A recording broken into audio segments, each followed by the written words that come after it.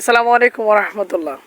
কিছুদিন আগে আমি একটা ভিডিও দিছিলাম যে আমাদের চলন বিলের পানি নেমে যাওয়ার পরপরই যে আমাদের চর আছে, এই চরে শীতকালীন যে সবজিটা আগাম কফি চাষ হচ্ছে সেই ভিডিওটা আর যে প্রতি সবজি কফি হয়েছে সেই সঙ্গে আনুষঙ্গিক যে সবজি আমাদের এখানে হচ্ছে এটা আর কি দেখাবো।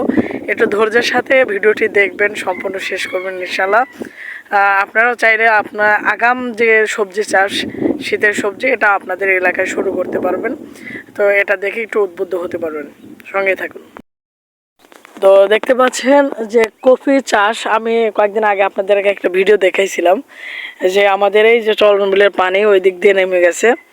তো এই চরে মূলত আগে এরকমটা আবাদ হতো না, কয়েকটা বছর ধরে আমাদের এখানে সবজি চাষ হচ্ছে। তো এবছরে আর কি শীতের যে কফির চাষ এইটা আগাম চাষ হচ্ছে। দেখতে পাচ্ছেন কত সুন্দর সারি সারি কফি চাষ।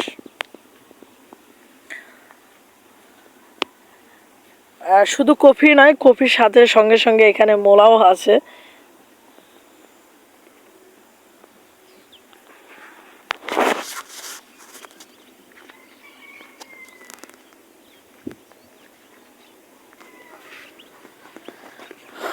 তো এই সময়টাতে আপনার সবজি চাষ করতে গেলে পরে কিছু কিছু বিষয় আমাদের খেয়াল রাখতে হয়, যেমন জমির আগাছা পরিষ্কার করা।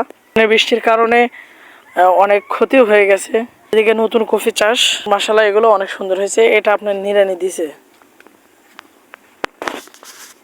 তো বৃষ্টিতে আর কি এই জমির একটু ক্ষতি হয়েছে, কারণ এই জমির যে মোলাগুলো আছে একেবারেই ছোট। এদিকে আপনাদের এর আগে দেখাইছিলাম যে একজন চাষি আপনার পটলের চাষ করেছে, আছে লাল শাক।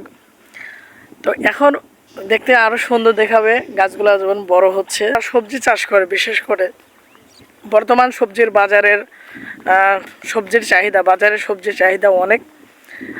তো আগাম কিছু কিছু সবজি আছে যে সবজিটা আপনার শীতের আগে যদি চাষ করা যায় তাহলে কৃষকরা অনেকভাবে বেনিফিট লাভ করবে। তো আমার জানা মতে এখন চাষকর বাজারে, বিশেষ করে আমরা চাষকর করি আমাদের মেন আড়ত, ওইখানে এখনও কফি ওঠেনি, মূলা সামথিং পাওয়া যাচ্ছে। তো যদি আল্লাহ সব কিছু ঠিক রাখে তাহলে আমাদের যে এলাকায় যারা কফি চাষ করেছে আরও আশেপাশে যারা আছে ওনারা, তো ইনশাল্লাহ ভালো একটা বেনিফিট পাবে। কফিগুলো দেখতে অনেক সুন্দর হয়েছে।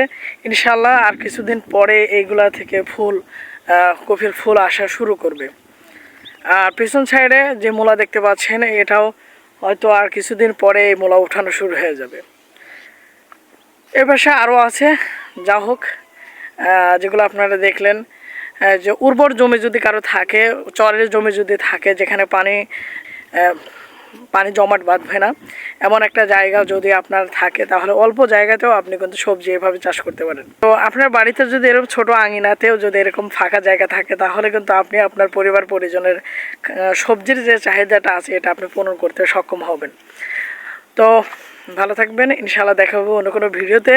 সে পর্যন্ত Hasibul agriculture, Hasibul agro YouTube চ্যানেলের সঙ্গে থাকবেন ইনশাআল্লাহ।